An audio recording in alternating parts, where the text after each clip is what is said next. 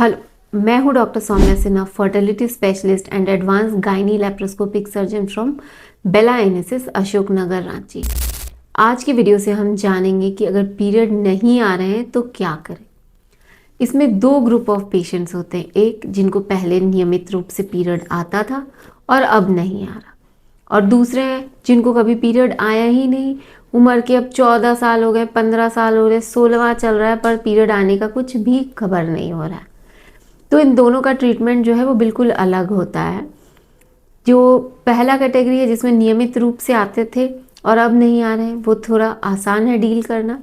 इसके लिए हम लोग सबसे पहले, चाहे आपकी उम्र कोई भी हो, आप 10 साल से आपको पहले पीरियड आता था और लेके आपका उम्र 45 साल या 50 साल आपको पहले पीरियड आ रहा था, तो हम लोग उसमें सबसे पहले प्रेगनेंसी का टेस्ट करते हैं कि सबसे कॉमन जो कारण होता है जिसके कारण पीरियड रुक जाता है वो प्रेगनेंसी है।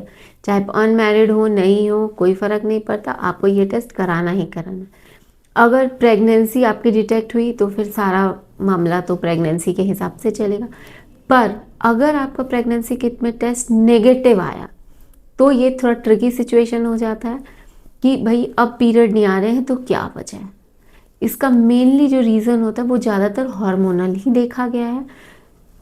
कम उम्र की लड़कियां जो मोटी हैं या उनका सेडेंटरी लाइफस्टाइल है, इन सब में हार्मोनल इम्बैलेंस के कारण पीसीओडी सबसे कॉमन कारण है।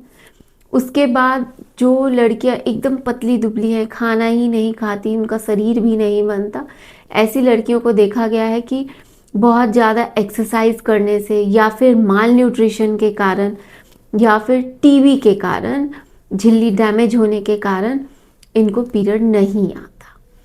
तीसरे कैटेगरी है जिनका महीना अब ख़त्म होने के दौर पे है और यहाँ भी हार्मोनल इम्बैलेंस हो रहा है, क्योंकि ब्रेन जो है अब ओवरी को संकेत दे रहा है कि तुम्हारी उम्र पूरी हुई, अब ये काम तुमको नहीं करना है। ओवरी में भी अंडे खत्म हो गए हैं जिस कारण से प्रॉपर लाइनिंग नहीं बन रही और पीरियड नहीं आ रहा।